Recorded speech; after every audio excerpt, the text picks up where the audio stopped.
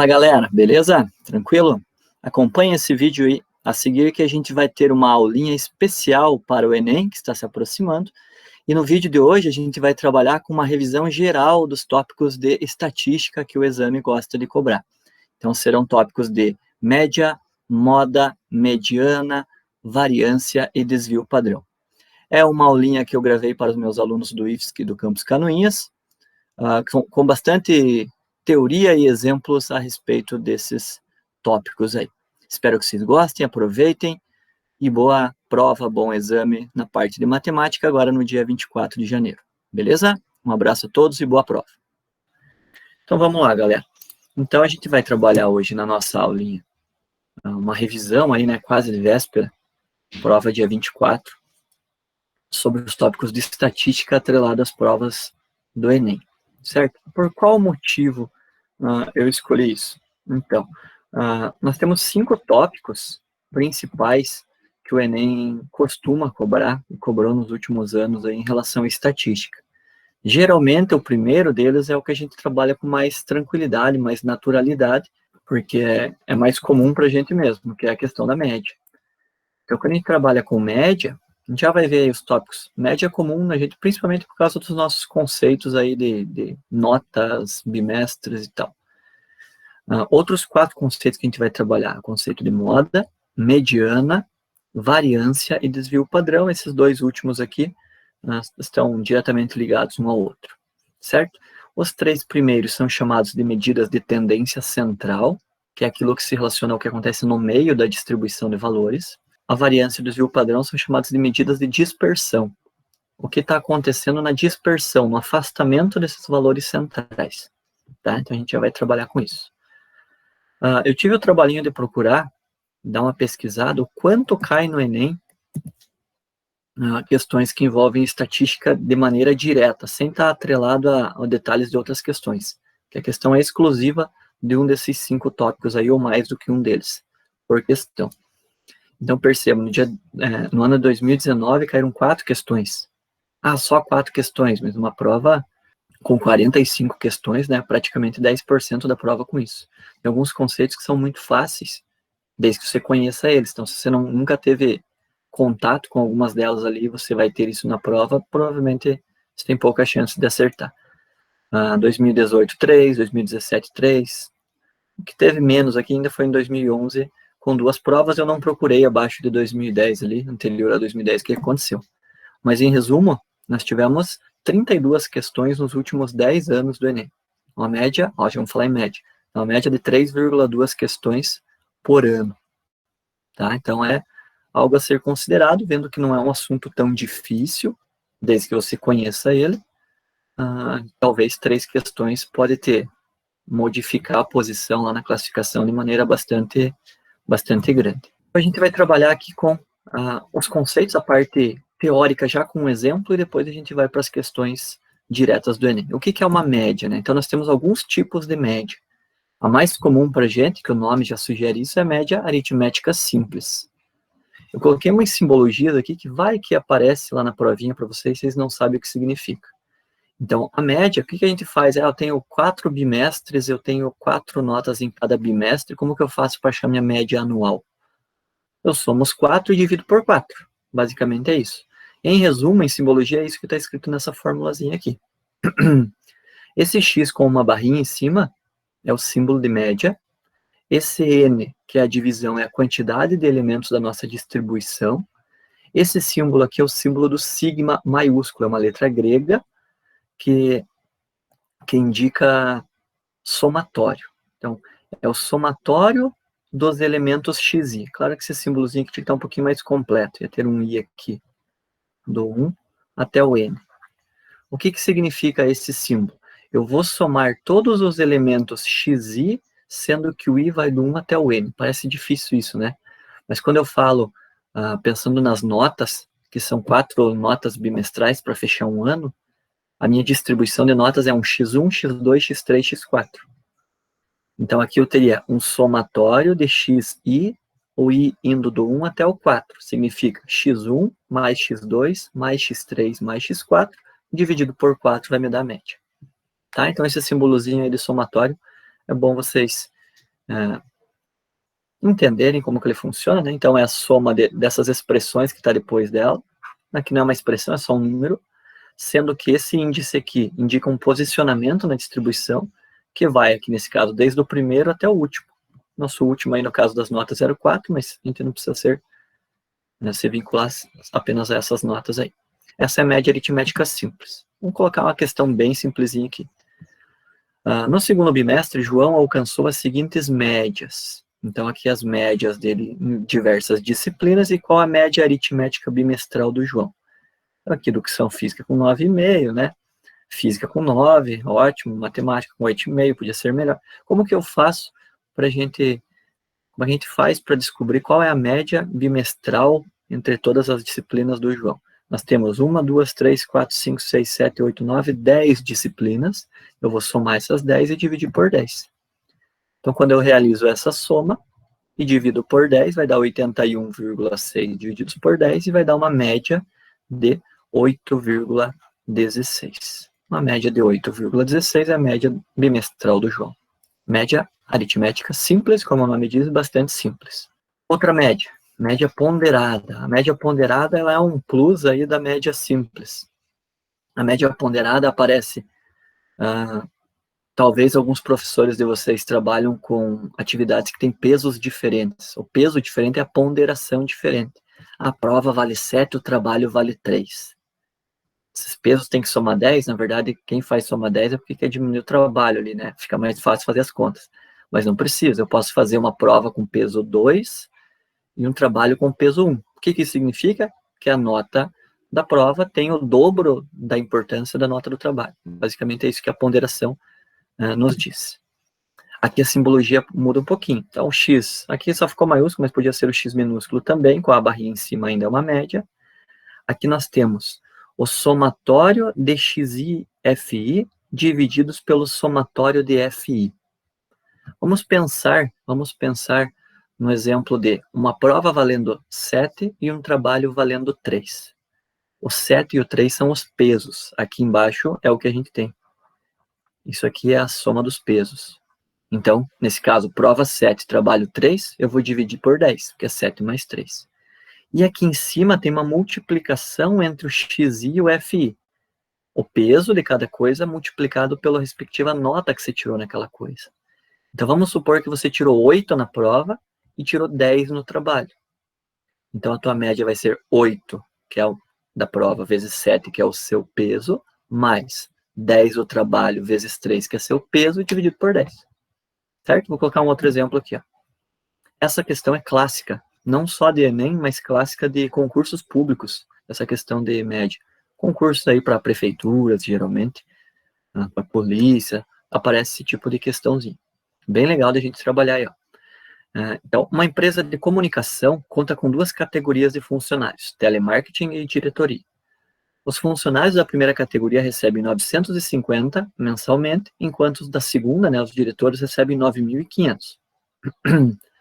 Sabendo que essa empresa possui 63 funcionários no setor de telemarketing e 5 diretores, qual é o salário médio pago a eles? Aproximadamente. Certo? Qual que é o erro? O que a gente não pode fazer aqui? Um salário 950, outro salário 9.500. Soma os dois e divide por 2. Se a gente fizer isso, provavelmente vai passar de 10. Vai ser provavelmente esse cara aqui, ó. Provavelmente esse 5.985, eu acho. Por que isso está errado? Ou quando que isso estaria certo? Estaria certo se tivesse um telemarketing com um diretor ou a mesma quantidade de atendentes de telemarketing com a mesma quantidade de diretores. Porque eles têm os mesmos pesos. E daí a distribuição fica mais igualitária. Tá? Então, se tem quantidades diferentes, a gente não pode fazer a média dos dois valores. A gente tem que fazer uma média ponderada. E como que a gente monta essa média ponderada? Olha isso aqui, ó. Só mudar o símbolozinho aqui. Essa média vai ser... O que é esse 63.950? São 63 funcionários que recebem R$950 cada. Quando eu faço essa multiplicação, eu vou saber quantos reais são pagos para os funcionários do telemarketing. O que é esses 5 vezes 9.500? 5 diretores que cada um ganha R$9.500. Se eu multiplicar esses dois, vai dar quantos reais os diretores recebem, certo? Quando eu somo isso e divido por 68, por que é 63 mais 5? Quem que são os pesos, as quantidades de funcionários? Das 68 funcionários no total. Dessa forma, essa média, quando eu faço as multiplicações ali, 59.850 mais 47.500 divididos por 68, e essa média dá, então, quanto? Essa média vai dar R$ 1.578,68. O mais perto disso é a letra C. Certo? Então, a média salarial, por que ela ficou bem mais perto do 950 do que do 9.500? Tem muito mais gente que ganha 950. Então, pondera, pesa mais para o lado do 950. Beleza?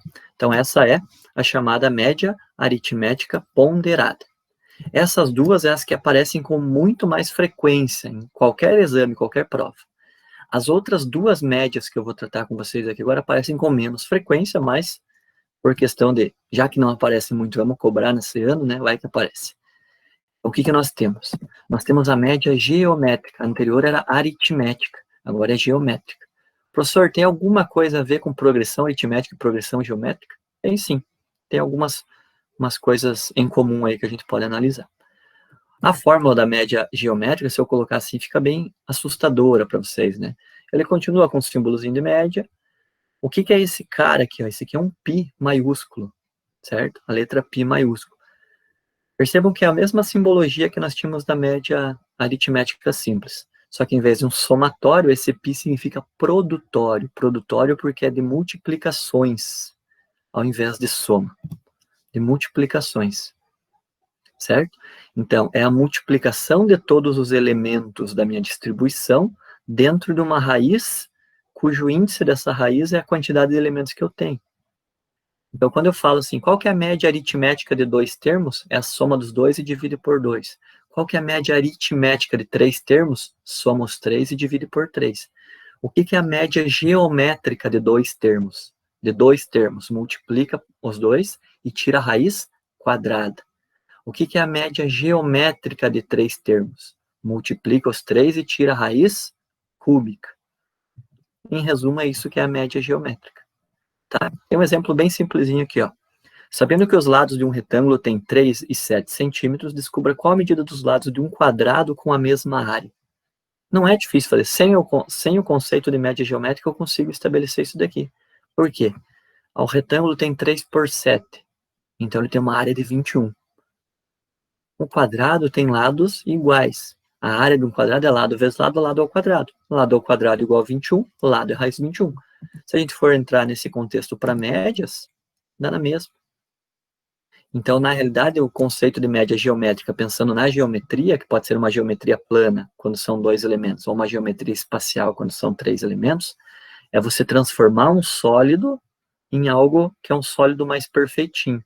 Ou transformar uma figura, um polígono, um pouquinho diferente, que é o retângulo, num polígono mais bonitinho, que é o quadrado, o regular. Certo? Então, um retângulo de 7 por 3 e um quadrado de lado aproximadamente 4,58, que é a raiz de 21, eles têm a mesma área. Então, aqui, ó, essa partezinha é a ideia da média. É a raiz quadrada, porque são 2 elementos, lado e lado, da multiplicação desses lados. Então, se eu pegar, por exemplo, uma caixinha de sapato, que é um paralelepípedo, que tem suas 3 dimensões, eu multiplicar essas 3 dimensões e tirar a raiz cúbica, eu vou descobrir qual é a medida do lado de um cubo com o mesmo volume dessa caixinha, em forma de paralelepípedo. Essa é a média geométrica. Tá? Parece com menos frequência, mas agora vocês sabem se aparecer é facinho. Certo? Uma que eu gosto bastante é a média harmônica. A média harmônica tem essa formulazinha um pouquinho estranha aí, ó, porque ela envolve fração e embaixo algumas frações também. Para a gente resumir essa formulazinha, eu vou colocar isso daqui, ó. É o inverso da média aritmética dos inversos. A gente já vai ver uma aplicação desse cara. Então, o que é a média aritmética dos inversos? Então, imagina que eu quero saber a média harmônica entre o número 2 e o número 3. Eu pego o inverso do 2 e o inverso do 3, um meio e um terço. Acho a média deles e depois inverto o resultado. Isso é média harmônica. Então, ela é utilizada quando trata-se de grandezas inversamente proporcionais. Grandezas inversamente proporcionais também é um grande tópico cobrado aí em concursos públicos, quando aparece lá em regra de 3, simples, regra de 3 composta. Tá? E um exemplo clássico, que é o que eu vou colocar no próximo slide para vocês, questões que envolvem velocidade e tempo. Velocidade e tempo, quando se trata de uma mesma distância entre duas cidades, elas são grandezas inversamente proporcionais, concordo? Eu aumento a velocidade, eu diminuo o tempo da viagem. Tranquilo? Então eu vou colocar aqui a próxima questãozinha e eu vou deixar aí para vocês darem uma pensadinha de alguns segundos, ver se vocês me dão uma resposta para esse probleminha. Então, a questão é essa daqui, ó. Um veículo realizou o trajeto de ida e volta entre as cidades A e B. Na ida, ele desenvolveu uma velocidade média de 80. Na volta, a velocidade média foi de 120. Qual é a velocidade média para realizar todo o percurso de ida e volta? Sabe por que não é 100? Porque o 100 não é a velocidade média, é a média das velocidades. Isso é coisa diferente. 80 mais 20 divididos por 2. Então, antes de eu colocar a resolução pela fórmula da média harmônica, pensem comigo na seguinte situação. Vamos supor que a distância da cidade A até a cidade B, eu vou colocar um valor bem bom aqui para a gente não trabalhar com o número quebrado, só para ficar mais fácil a gente entender. É uma distância de 240 quilômetros. Distância entre as cidades A e B de 240 quilômetros. Tá? Vamos supor aqui que é de Mafra até Itajaí, praticamente. Tá? Então, 240 quilômetros. Vamos supor que na ida, então, ele percorreu desenvolveu uma velocidade média de 80 km por hora. Então agora pensa, não precisa nem fazer muita conta com fórmula, só raciocinar. 80 km por hora. 80 km em 1 hora, 160 km em 2 horas, 240 km em 3 horas. Então, para ele fazer 240 km a 80 km por hora, ele demorou na ida 3 horas, certo? Na volta, ele percorreu a uma velocidade de 120 km por hora. Então, 120 km 1 hora, 240 km 2 horas. Portanto, na volta, ele fez o mesmo trajeto em 2 horas. Certinho? Então, agora a gente tem a seguinte situação. Velocidade média. Lembra como que é a velocidade média lá da física do primeiro ano? É a variação do espaço sobre a variação do tempo. Na ida, ele percorreu essas 3 horas para fazer 240 quilômetros. Na volta, ele percorreu 2 horas para fazer os mesmos 240 quilômetros. Portanto, a variação do espaço dele é quanto? 480 quilômetros. Qual o tempo total da viagem dele? 3 horas para a ida, 2 horas para a volta? 5 horas. Dessa forma, a velocidade média é quanto? 480 por 5? Isso dá 96 km por hora. Beleza? Então, qual que é o aprendizado dessa questão? Não confunda a velocidade média com média das velocidades. Beleza? Quando a gente baixa aqui, ó, olha o raciocínio para a fórmula da média. Por que que o N é 2? Porque é uma viagem de ida e uma de volta. O que que é o N1 e o N2? É a distribuição nossa, que são os valores das velocidades. 1 sobre 80 mais 1 sobre 120. Aqui é a soma de fração. Eu tenho que trabalhar com o mínimo múltiplo comum, que dá 240. Por isso que eu escolhi esse 240 aqui, ó. A ideia do mínimo múltiplo comum é isso, achar um número mínimo possível que vai nos dar um resultado inteiro para trabalhar. Então, realizando aqui o mínimo múltiplo comum, aqui dá 5 sobre 240. Lembrando, divisão de fração, mantém a primeira, que é 2, multiplica pelo inverso da segunda, que fica 240 quintos, vai dar 480 quintos, que vai dar 96 km por hora. Então, essa questãozinha é bem legal, é bem divertidinha por causa disso, porque a gente acaba raciocinando, talvez, espero que vocês não caiam mais nessa questão das respostas óbvias, tá? E provavelmente, numa prova com alternativas, aí ia ter os 100 km por hora como uma das respostas. Beleza? Mas essa é a média harmônica. Onde que trabalha com média harmônica? Média harmônica dá para ser trabalhado com aquela ideia de física de ondulatória e de acústica. Tem algumas fórmulas que elas, na realidade, as fórmulas que vocês aprendem, elas derivam dessa fórmula da média harmônica, aquelas comprimentos de tubo lá da acústica. Na parte de elétrica, quem está no terceiro ano, a parte de elétrica tem aquelas de resistores equivalentes, quando tem um circuito com resistores em paralelo, você pode achar o resistor equivalente através de média harmônica, que são as formulazinhas que são passadas lá, todas elas derivam dessa situação aqui.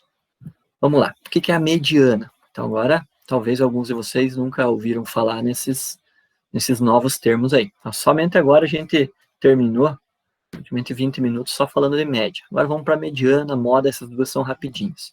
O que é uma mediana? A mediana é o valor que separa a metade menor da metade maior de um conjunto de valores. Vamos supor que a gente está numa sala com 41 alunos. Não, com 40 alunos. É o nosso padrão. Quando eu falo, por exemplo, que eu fiz uma prova,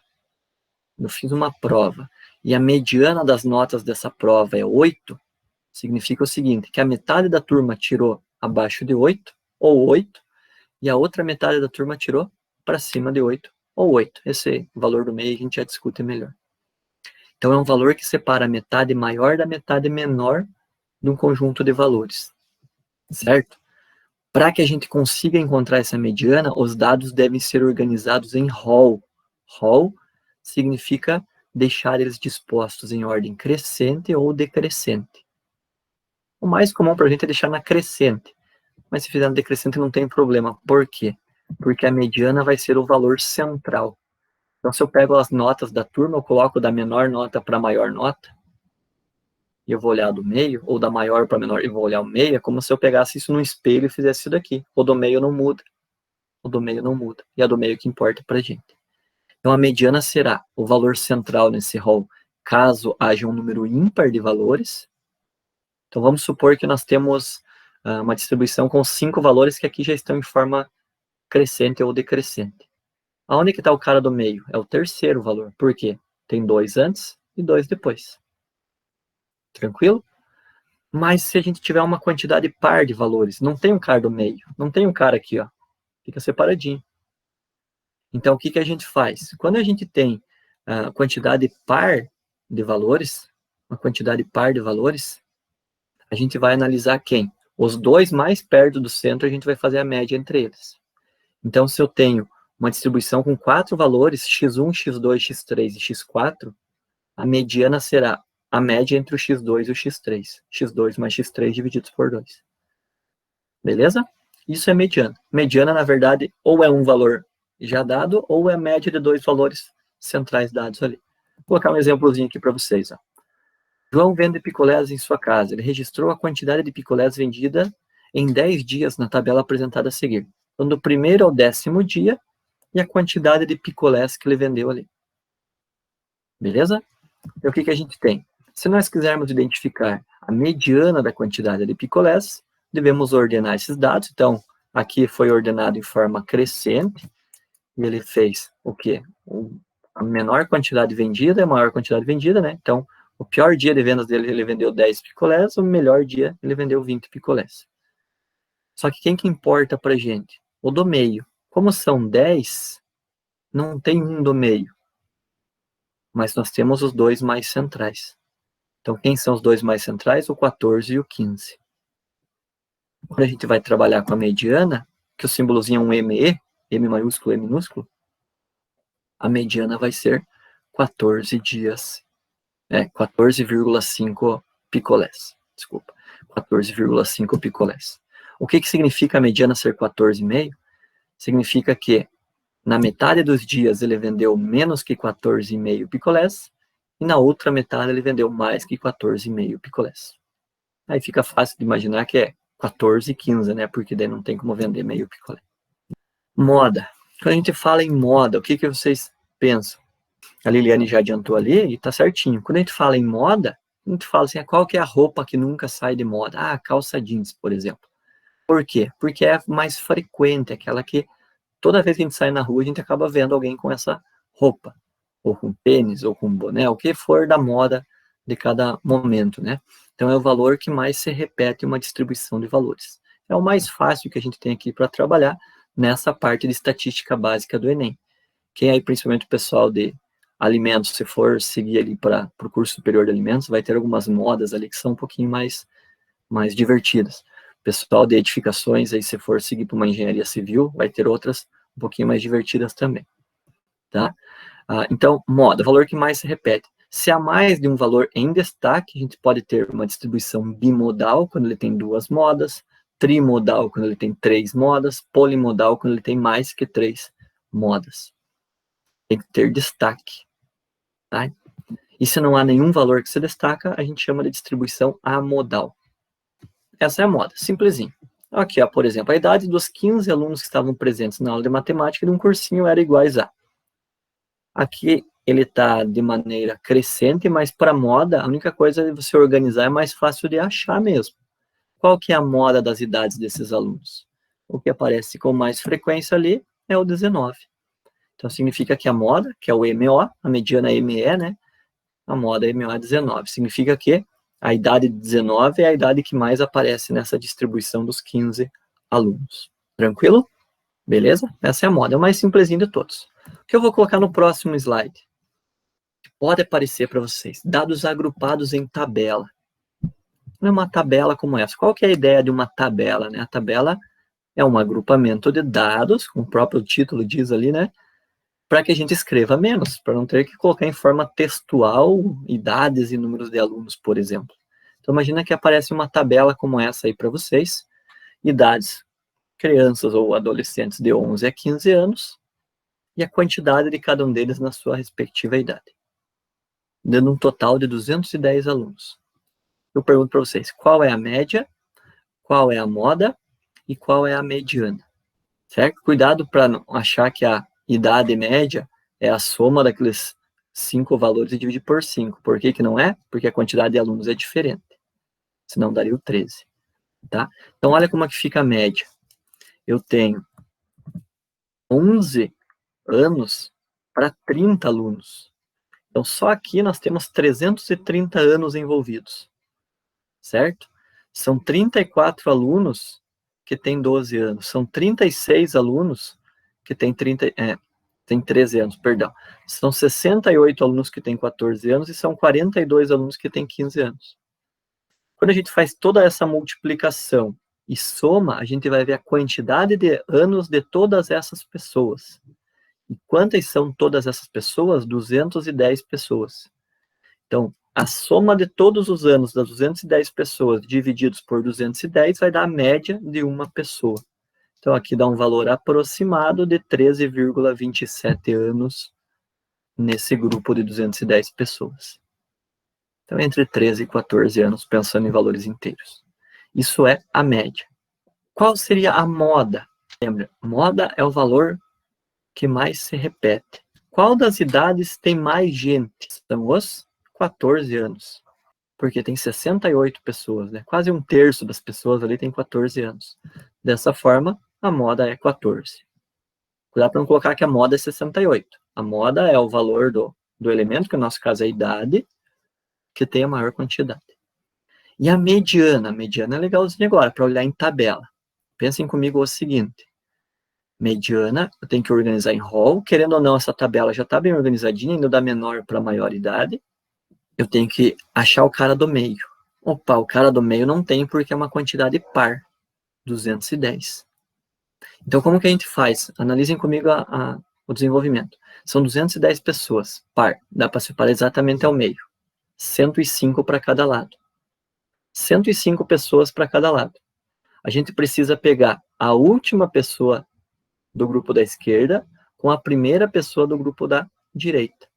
Então, você tem 105 aqui e tem 105 aqui. O último desse cara é o 105º e o primeiro aqui é o 106º. Então, eu tenho que fazer a média, querendo ou não, a mediana teria que ser a média entre o x105 e o x106.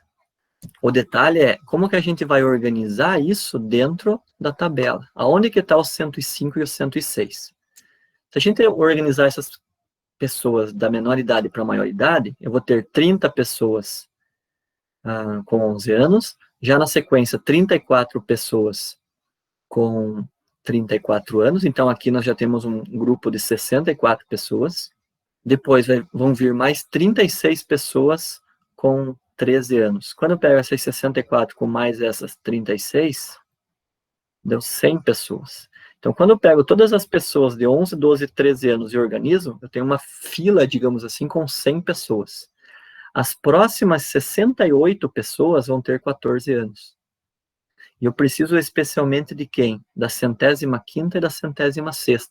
Se eu estou no 100 aqui e ainda tem 68, com certeza a 105ª e a 106ª pessoa vão ter 14 anos.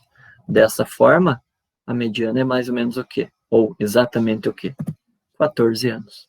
Então, esse texto que eu coloquei é mais ou menos o resumo da minha fala. Como há 210 pessoas no grupo, divide ao meio, dá 105 para cada lado, a mediana será a média do 105º e 106º. Somando as frequências do 11, 12 e 13 das 100 pessoas, e os outros todos estarão com 14 anos. É como se eu fizesse 14 mais 14 divididos por 2, mas fazer média entre valores todos iguais é o próprio valor. Certinho? Então, a mediana é o cara que tem que tomar um pouquinho mais de cuidado quando a gente fala em tabela. Beleza? Mas veja que é bastante raciocínio, não tem tanta continha para fazer. O que eu vou ver na sequência aqui com vocês agora é a relação de variância e depois desvio padrão. Variância e desvio padrão. Um está seguido do outro. A variância tem essa formulazinha que pode ser que assuste vocês aí, mas tomara que não. Tem alguns livros que trazem, ao invés de dar esse símbolo aqui, ó, é o sigma, o mesmo sigma que a gente viu anteriormente maiúsculo, esse é o sigma minúsculo. A variância ele pode ser representado como sigma quadrado, tá? Já explico o porquê de ser quadrado. Mas, se vocês não quiserem se confundir com esse símbolo, não querem ficar desenhando esse símbolozinho diferente, pode chamar de Vzão, o V de variância. Aqui você já sabe o que significa, né? Aqui é um I que vai do 1 até o N, colocou um N maiúsculo aqui, então vou colocar um N maiúsculo lá em cima, de, entre parênteses, xi menos x barrinha ao quadrado. O que significa isso? O xi, com o i indo do 1 até o n, são todos os valores da minha distribuição. O x barra é a média que a gente viu agora há pouco, ao quadrado. Mas vamos olhar primeiro isso daqui, ó. O que é o x menos x barra? É o que a gente chama de desvio da média. Quando ou quanto que o valor fugiu em relação à média. Então vamos supor que o Victor tirou 9 numa prova de matemática, e eu olhei todos os alunos que fizeram essa prova, e a média da turma foi 7,5. Então, 9 menos 7,5 dá 1,5. O que significa? Que o desvio do Victor é de 1,5 em relação à média. 1,5 positivo, ótimo. Se alguém tirou 5 na prova, 5 menos o 7,5 dá menos 2,5. Então, ele fugiu 2,5 pontos da média para menos. Isso é o que a gente chama de desvio da média.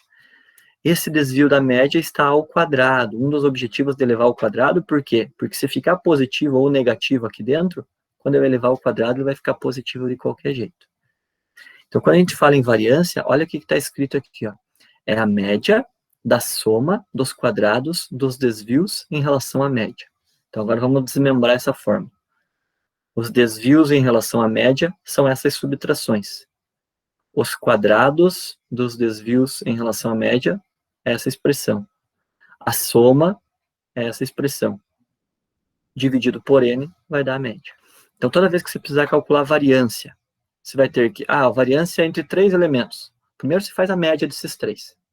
Vê quanto que cada um deles está afastando da média. Depois, eleva esses caras ao quadrado. Depois, soma esses caras. Depois, divide por 3, porque eu estava falando de 3 elementos. Isso vai ser a variância. Parece difícil, mas não é. Só fica um pouquinho mais chato quando trabalha com valores quebrados. Mas, geralmente nas provas do Enem, que não tem tanto tempo para cada questão, quando aparece variância, aparece com valores um pouquinho mais agradáveis. Serve para medir o quão longe da média os dados estão. Quanto mais alta a variância, mais dispersos são os dados. E o desvio padrão, não tem muito o que escrever, é a raiz quadrada da variância. Usando aquele primeiro símbolozinho do sigma, ele pode ficar assim, ó, que o desvio padrão é igual à raiz quadrada da variância. Por isso que tinha aquele quadrado na tela anterior. Porque, na verdade, o símbolo do sigma é o do desvio padrão. Mas, para a gente usar uma letrinha um pouquinho mais tranquila aqui, desvio padrão é igual a raiz quadrada da variância. Para que serve? Para a gente corrigir a unidade de medida. Porque a unidade da variância está ao quadrado. Imagina que a gente está trabalhando com a variância no exemplo da Liliane e do Victor ali em relação às notas. Quando eu acho a variância, eu vou dizer assim, a variância deu 1,5 pontos ao quadrado, o ponto da nota, da prova. Pontos ao quadrado. Quando a gente extrai a raiz quadrada, a gente corrige esse pontos ao quadrado para pontos, que fica mais fácil de a gente compreender. Quando lá na área de edificações vai trabalhar com algumas medidas de comprimento em metros, e você vai analisar a variância vai dar em metros quadrados. Então, parece que está trabalhando com área, né? Porque passa a ser metros quadrados. Quando a gente extrai a raiz quadrada dessa variância, o metro quadrado passa a ser metro de novo, e daí volta na unidade de origem. Certinho? Tranquilo? O desvio padrão indica o quanto, em média, os dados dispersam em relação à média. Vou colocar um exemplo aqui. Esse exemplo vai ficar em várias telas, porque é uma tabelinha, mas é só para a gente acompanhar o raciocínio ali. O dono de uma microempresa pretende saber, em média, quantos produtos são produzidos por cada funcionário em um dia. O chefe tem conhecimento que nem todos conseguem fazer a mesma quantidade, mas pede que seus funcionários façam registro de sua produção numa semana de trabalho. E chegou nessa tabela. Funcionários A, B, C e D, e a quantidade de peças produzidas por cada um deles em cada um dos 5 dias de uma semana útil ali. Vamos trabalhar com as médias. Olha só, eram 5 dias da semana, a média de cada um deles é a soma dos 5 dias e divide por 5. Então, o funcionário A tem uma média de 10 peças por dia, o B 12,8, o C 10,4 e o D 11 peças por dia, em média. Certo? Só a média, a gente fala assim, o B é melhor. Mas será que ele é mesmo melhor? Será que não foi um dia que ele trabalhou bem mais que os outros? Por exemplo, na quarta-feira que ele fez 16 ali, que se sobressaiu em relação aos outros, e depois ele pode dar uma decaída de novo? Então vamos dar uma olhada para frente. Variâncias. O que eu vou fazer para as variâncias? Olha a variância do A. A média do cara A era 10. Então eu peguei todos os valores da distribuição, o 10, o 9, o 11, o 12 e o 8, que são os 5 dias de trabalho dele, e subtraí do 10, e aí eu estou achando o chamado desvio da média. Eu elevo ao quadrado esses valores, os quadrados dos desvios da média, eu somo esses valores, lembra do símbolo do somatório, e essa soma deu 10 unidades. E eu divido pelo 5, que é a mesma quantidade de dias. Então, a variância do funcionário A é de 2 peças ao quadrado. Lembra que a variância está ao quadrado, né? Porque ele é número de peças, elevou ao quadrado, peças ao quadrado.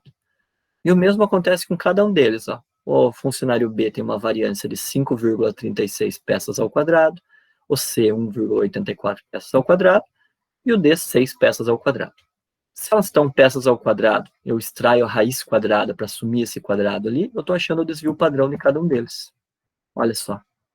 Tira a raiz quadrada do 2, do 1,4, do 5,36 e do 6 e dá aproximadamente esses valores que estão em vermelho ali. Certo? Quem que deu o menor valor dos 3? O menor valor é o funcionário C. Pode ser que ele não tenha a melhor média de peças, entretanto, é o mais padrão entre eles, o que não varia muito de um dia para o outro. Olha, por exemplo, o funcionário D deu o maior desvio padrão. Pode ser que a média dele seja boa, mas ele seja irregular. Ele trabalha melhor nos dias, pior nos outros. Trabalha melhor na terça, quarta e quinta. Na sexta ele já está pensando no fim de semana. Na segunda ele está cansado do fim de semana. Isso já não melhora a regularidade dele. Então, como conclusão, a gente tem mais ou menos essa informação aqui, ó. Certinho? Então, as médias com 1,41 peças para mais ou para menos, no caso do A ali. E isso que a gente fala do desvio padrão é o que mais se aproxima, e não é bem exatamente, quando a gente ouve nos jornais em relação a eleições, né, campanhas políticas ali, intenções de voto, a tantos por cento com 2 pontos percentuais para mais ou para menos. Não é a mesma coisa, lá é questão de margem de erro, mas essa associação com o desvio padrão aí tem algumas coisas em comum. Então essa é o nosso chamado desvio padrão. Beleza até aí? Se eu não me engano, a partir de agora a gente começa com questõezinhas já do Enem. Vamos lá. Isso aí. Olha a questão que eu havia falado para vocês. Marcos e Paulo foram classificados em um concurso. Para a classificação no concurso, o candidato deveria obter média aritmética igual ou superior a 14. Em caso de empate na média, o desempate seria em favor da pontuação mais regular. Olha o que eu falei do regular. Falou em pontuação mais regular, compare entre os dois o menor desvio padrão. No quadro a seguir são apresentados os pontos obtidos na prova de português, matemática e conhecimentos gerais, a média, mediana e desvio padrão dos dois candidatos. Então, o Marco, era Marco, né? Eu falei Marcos. O Marco tirou 14 em matemática, 15 em português, 16 em conhecimentos gerais, ficou com uma média 15, é superior a 14, então está aprovado. A mediana também é 15, que é o valor central em Hall. E o desvio padrão calculado já é só um dado de tabela, 0,32. O Paulo, que é uma pessoa aqui que eu já não gostei muito de olhar essa tabela, diz o quê? Tirou 8 em matemática, 19 em português, 18 em conhecimentos gerais. Ele foi melhor em português e em conhecimentos gerais do que o Marco, só que foi bem pior em matemática. Ele ficou com a mesma média, a mediana é maior, porque em Hall 8, 18, 19, o 18 é o central, mas olha o desvio padrão dele, deu quase 5. O que a gente tem como questão aqui? O candidato com pontuação mais regular, então veja, a média já deu empate. Se a média aqui fosse diferente, o maior dele já seria o escolhido. Como a média é igual, o critério de desempate falou em pontuação mais regular. Então a gente vai para o desvio padrão. Qual é o candidato com a pontuação mais regular? É o Marco. Por quê? Porque tem o menor desvio padrão. Ele não foi tão bem em português e conhecimentos gerais quanto o Paulo, mas ele estava mais equilibrado, digamos assim. Veja que é uma questão bem teórica, bem simplesinha, não tem conta a fazer, apenas análise de tabela, mas se você não sabe que desvio padrão serve para mostrar o que é mais regular, provavelmente você teria que chutar essa questãozinha aí. Mas ela é bem simplesinha. Beleza? Olha a próxima, Enem de 2017. Essa é legal. A avaliação de rendimento de alunos de um curso universitário baseia-se na média ponderada das notas obtidas nas disciplinas pelo respectivo número de créditos, como mostra o quadro. Então, a média maior que 9 até 10, ele é excelente, maior ou igual a 7, menor ou igual a 9, ele é bom, e assim por diante, até que menor do que 3, ele é péssimo. Quanto melhor a avaliação de um aluno em determinado período letivo, maior sua prioridade na escolha das disciplinas para o período seguinte. Determinado aluno sabe que se obtiver a avaliação bom ou excelente, conseguirá matrícula nas disciplinas que deseja. Ele já realizou 4 das 5 provas, mas não realizou a prova da disciplina 1. Então, esse cara aqui ainda é desconhecido, já vou chamar ele de X, conforme o quadro. Para que ele atinja o seu objetivo, a nota mínima que ele deve conseguir na disciplina 1 é. Então, qual que é a nota mínima que ele tem que conseguir ali? Então, aqui é a questão da média ponderada, né? Número de crédito, quanto maior o número de crédito, que significa que a disciplina é mais extensa, maior é o peso para as próximas escolhas dele. Então, os créditos são os pesos. O que a gente tem aqui? Uma multiplicação entre esses caras. A vantagem da tabela é isso daqui, ó. Todos esses caras vão se multiplicar, que é o valor multiplicado pela respectiva frequência, tá? Só que a gente já tem uma variável ali, né? E, além disso, a que valor que eu vou ter que igualar essa expressão, já que vai ter uma variável? Então, aqui tem um detalhezinho da questão, né? Para ele obter a avaliação bom ou excelente, ele consegue o que ele almeja. E a questão fala em nota mínima. Então, vamos pensar na pior das hipóteses. O mínimo que ele tem que tirar é para ele ser o bom, não ser o excelente, ser o bom. E a mínima nota do bom é 7. Então, a gente vai ter que igualar essa expressão na média que surgiu ali no 7. Acho que eu coloquei em outra telinha aqui, né? Então, olha só. A média ponderada das notas é obtida multiplicando a nota pelo quantitativo de créditos, somando e dividindo pelos créditos, que são os pesos. Eu já chamei de X a nota faltante, e o mínimo é o 7, como eu comentei aqui, né? A nota mais baixa para o bom, que é o que ele precisa. A gente tem o quê? Então, essa média vai ser a nota que eu não sei vezes 12 créditos, a nota 8 vezes 4 créditos, a nota 6, 8 créditos, todos, dividido pela quantidade de créditos, que dá 42 créditos. O x vezes 12 dá 12x. Todas essas multiplicações e já feita a soma dá 195. E isso tem que dar 7 no mínimo, né? No mínimo. Como que eu resolvo isso? Pego o 42, passo multiplicando. Depois passo o 195 diminuindo. Depois passo o 12 dividindo. Então, essa multiplicação dá 294. Passa subtraindo a 99, divididos por 12, dá 8,25. Tinha isso como alternativa ali? A letra D. Alternativa D aqui. Ó. Então, anota 8,25 é o mínimo que ele precisa para que ele fique com o conceito bom. Beleza? Essa envolveu uma continha e ficou um pouquinho mais divertido. Beleza, pessoal? Tranquilo aí? Vamos seguir. Mais uma de 2017, ó, no mesmo ano. Essa questão é legalzinha, simplesinha, chatinha. Eu vou explicar o porquê que é chatinha. O gráfico apresenta a taxa de desemprego em porcentagem para o período de março de 2008 a abril de 2009, obtida em dados observados em regiões metropolitanas Recife, Salvador, BH, Rio de Janeiro, São Paulo e Porto Alegre. Então, ali, para cada um dos meses de 2008 a 2009, a porcentagem de desemprego. Fonte do IBGE. Qual é a mediana dessa taxa de desemprego nesse período? Por que eu falo que isso é chato? Porque a gente tem que organizar essa baguncinha ali. Então a gente tem que olhar quem que é. Vamos pensar que vamos deixar em rol crescente, do menor para o maior. O menor tá fácil ali, né? 6,8. O último vai ser o 9, que é o mais alto. Mas tem que tomar cuidado, isso com a pressão da prova, talvez a gente se perca um pouquinho, mas tomar cuidado para colocar todos eles certinho. É a vontade que você vai escrevendo e riscando ali. E quando a gente coloca eles em rol, ó, de 6,8 até o 9, eu já deixei em negrito os dois centrais ali. Os dois centrais são 7,9 e 8,1. É a média entre eles. 7,9 mais 8,1 divididos por 2, dá 16 divididos por 2, que dá 8. Alternativa B. Muito fácil a questão. O único cuidado que a gente tem que ter é nessa organização dos dados, para não... Se você inverter, por exemplo, o 7,5 com o 7,6 aqui, não tem problema. O 7,6 com o 7,7 não tem problema. Se você inverter esses dois, não tem problema, né? O problema é se você inverte o 8,1 com 8,2, por exemplo. Daí já vai dar problema. Mas é só questão de atenção mesmo. Bem simplesinha essa também.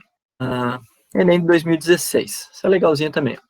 Preocupada com seus resultados, uma empresa fez um balanço dos lucros obtidos nos últimos 7 meses, conforme os dados do gráfico, do quadro, perdão. Mês 1, 2, 3, 4, 5, 6 e 7, o lucro em milhões de reais. De 37 milhões, 33, lá no mês 7, 25 milhões. A questão diz assim, avaliando os resultados, o conselho diretor da empresa decidiu comprar, nos 2 meses subsequentes, a mesma quantidade de matéria-prima comprada no mês em que o lucro mais se aproximou da média dos lucros mensais dessa empresa nesse período de 7 meses. Perceba que o texto é um pouquinho mais confuso do que o próprio cálculo que vai surgir. Resumindo, a empresa vai comprar quanto? A quantidade que tiver o menor desvio. Ele vai comprar, a gente vai achar a média desses 7 meses e vai ver qual que é o que está mais perto disso. É a quantidade adquirida, ou a ser adquirida. Isso é o resumo daquele texto ali, ó. Então, ela vai comprar nos 2 meses subsequentes a mesma quantidade de matéria-prima comprada no mês em que o lucro mais se aproximou da média. Então, vamos lá. Para a gente calcular essa média, é a soma dos 7 valores divididos por 7, e isso dá 217 divididos por 7, que dá 31. Então, a média de lucro é 31. Ele vai comprar em relação a qual? Quem que está mais perto do 31? Está mais perto do 31, ó, 30. Portanto, eles vão comprar a mesma quantidade de matéria-prima comprada no mês 5. Então, perceba, o texto acho que é mais confuso que o próprio cálculo. Então, você vai ter que interpretar esse texto e ir desmembrando ele. Fala, opa, alguma coisa em relação à média. Opa, vou precisar da média. Eu tenho a média, o que eu vou fazer? Eu tenho que ver aquele cara que tá mais se aproximou da média. A média é 31, quem mais se aproximou é o 30. É daquele mês do 30. É o mês 5, matou a questão. Isso daqui é legalzinho.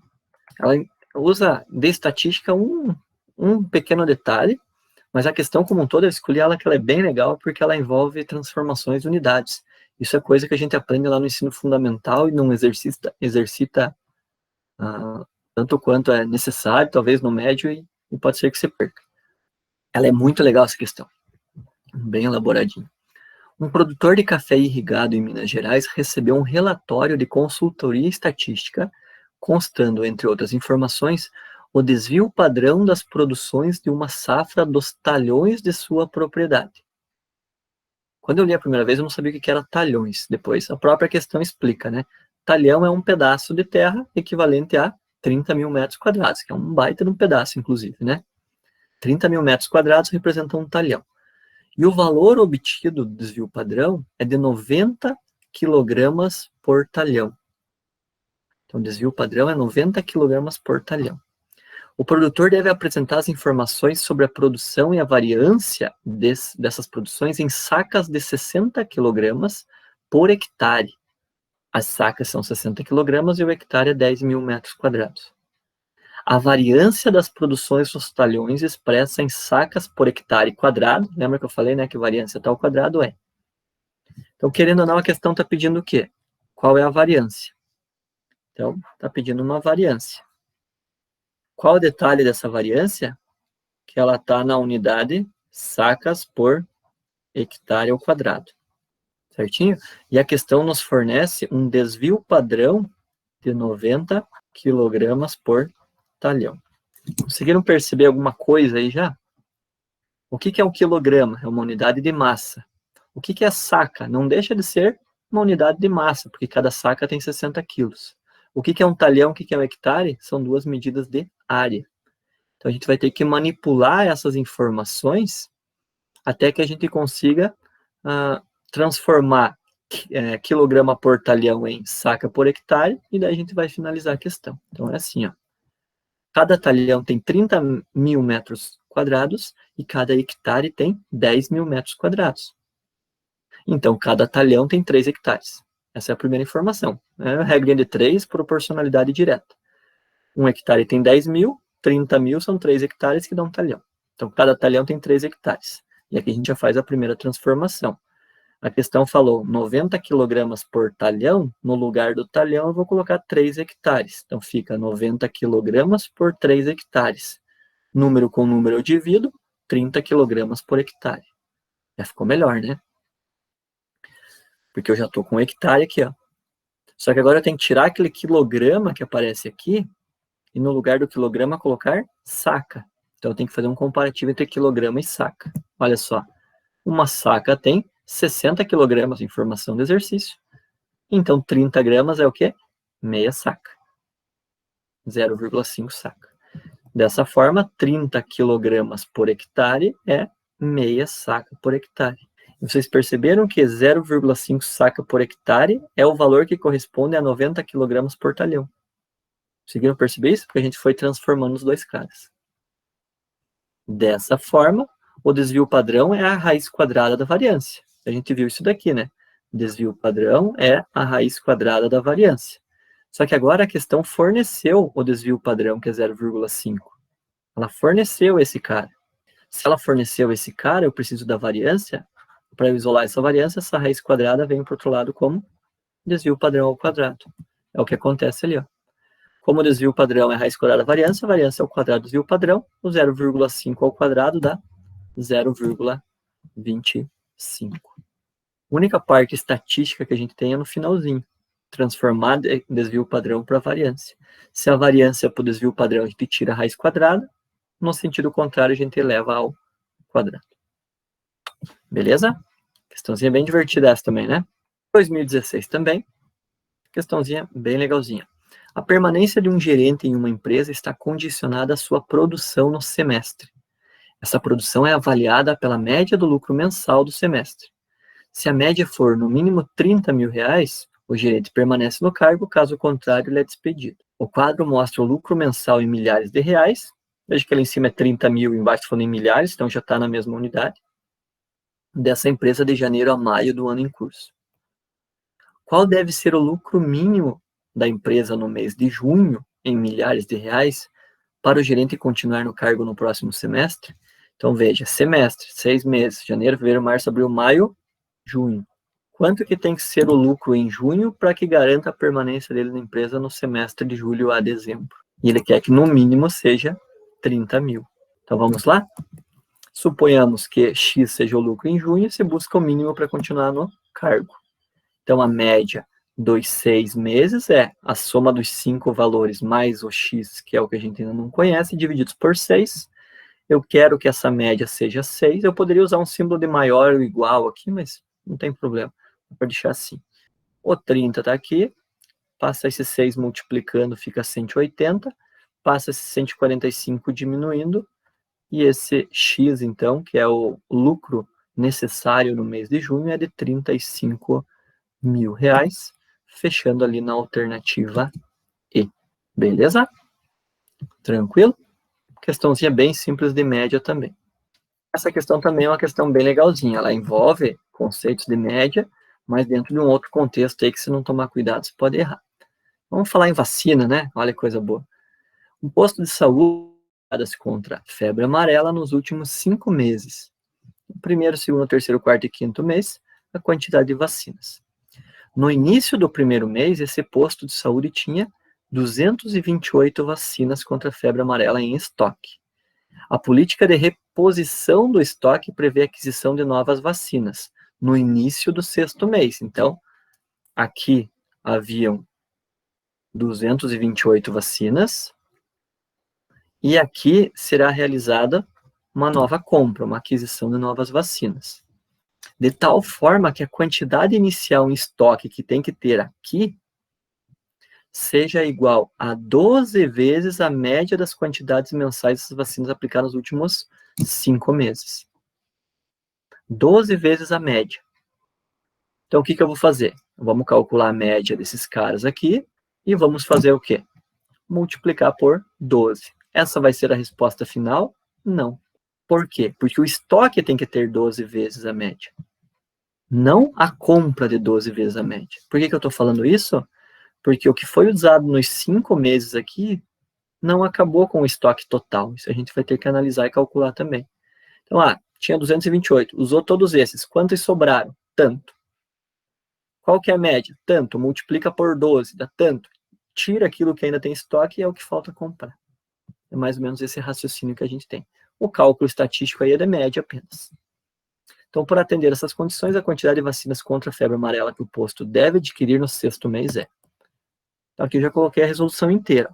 O total de aplicação nos últimos 5 meses, 21 mais 22 mais 25 mais 31 mais 21, são 120 vacinas. Portanto, quando acabou aqui, o posto estava com 108 vacinas, ainda no estoque. 108 a menos para ser comprada no início do 6º mês. É o que está ali, né? 108 vacinas. A quantidade média mensal nesses 5 meses eu já tinha somado aqui que dava 120, né? Esses 120 divididos por 5 dá 24 vacinas aplicadas em média por mês. E a questão fala 12 vezes a média das quantidades mensais.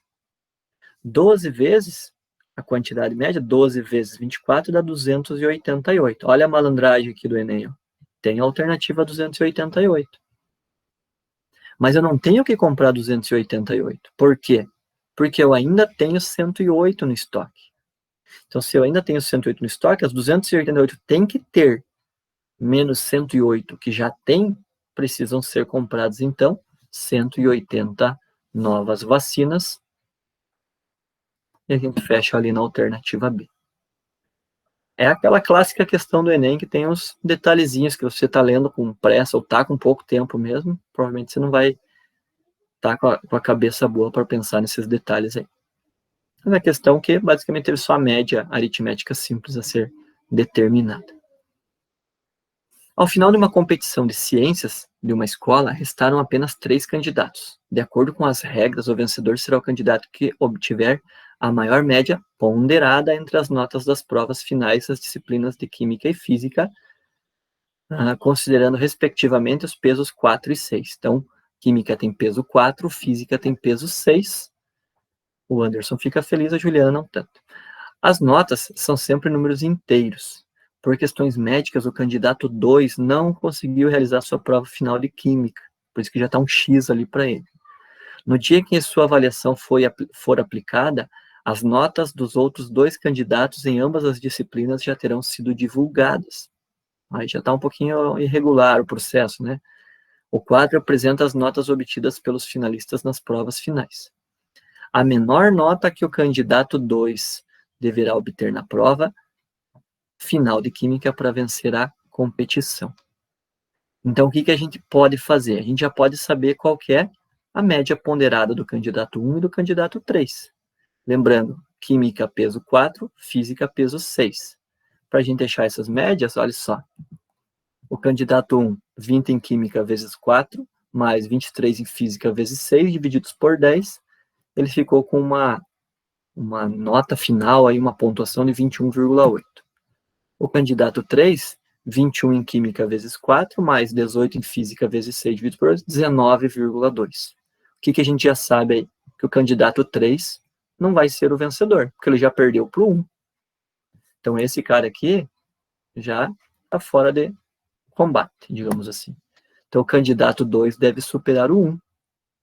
Então, que nota que ele tem que multiplicar, que ele tem que tirar em Química para multiplicar por 4, para somar com 25 vezes o peso 6 e dividir por 10 para superar aquele cara. Então, essa é a inequação que a gente tem aqui. Ó. Então, a média do candidato 2 é x vezes o peso de Química, mais 25 vezes o peso de Física, divididos por 10. 4x mais 150 por 10 tem que ser maior que a nota do candidato 1, que é 21,8. Eu vou passar esse 10 multiplicando, vai ficar 218. Vou passar o 150 diminuindo e depois vou passar o 4x, o 4 dividindo. Ele diz o seguinte, que a nota dele tem que ser maior que 17. Se a nota tem que ser maior que 17, a menor nota possível para ele é A. Até achei que o Enem poderia ter colocado como alternativa o 17 aí também. Só que se ele coloca 17, a pessoa que marca 17, se ele tirar exatamente 17, ele ia empatar com o candidato 1, né? E daí ia ter um outro problema aí para a questão. Então tem que ser o menor valor imediatamente maior que o 17, que no caso é o tranquilo. E aí foi a questão 150. Para a gente finalizar, essa mesma última questão, a questãozinha bem chatinha, porque tem um monte de pequenas contas a serem feitas, mas ela não é difícil, tá? Então, olha só o que a gente tem nessa questão. Um pesquisador está realizando várias séries de experimentos com alguns reagentes para verificar qual o mais adequado para a produção de determinado produto. Cada série consiste em avaliar um dado reagente em 5 experimentos.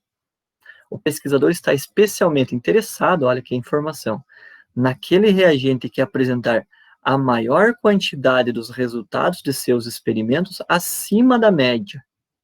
Então, aqui está o foco da nossa questão. O pesquisador está especialmente interessado naquele reagente que apresentar a maior quantidade dos resultados de seus experimentos acima da média encontrada para aquele reagente. Após a realização de 5 séries de experimentos, o pesquisador encontrou os seguintes resultados. Os 5 reagentes com os 5 experimentos dá 25 valores, levando em consideração que os experimentos feitos, o reagente que atende às expectativas do pesquisador.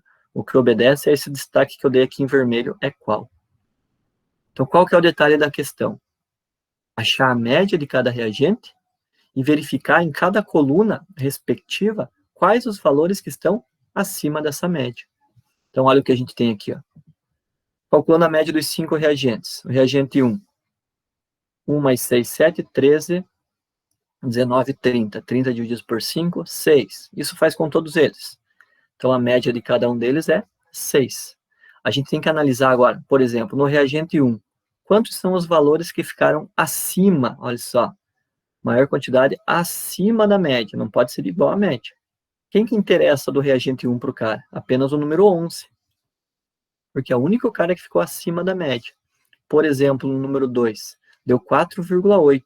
Quantos estão acima da média? O 6, o 7, o 6 e o 5. Então, o reagente 2 já está com uma importância maior para o pesquisador que o reagente 1. E é isso que eu fiz aqui. Ó. Os resultados de cada reagente acima de sua respectiva média são: para o reagente 1, apenas o 11. Para o reagente 2, o 6, o 7, o 6 e o 5. Para o reagente 3, que deu média 6,8, só deu certo o 8, o 10 e o 11. Para o reagente 4, que deu 6,6, o que foi útil para ele foi o 7, o 8 e o 12. E o reagente 5, que deu média 6,6, serviu para ele o 9, 10 e o 11. Esses são os valores que importavam para o pesquisador. Os valores acima da respectiva média E ele queria qual reagente? O que tivesse a maior quantidade. E o cara que teve a maior quantidade acima da média foi o reagente de número 2. E aí, a gente finaliza nosso aulão, nossa revisãozinha aí para o Enem, que vocês vão fazer no dia 24 próximo. Espero que tenha ajudado vocês aí no desenvolvimento. E aí, curtiram o vídeo? Se você curtiu, se inscreva no canal, ative as notificações e espere os próximos vídeos aí, que com certeza vai ajudar vocês na preparação para o Enem. Certinho? Um abraço, tchau, tchau.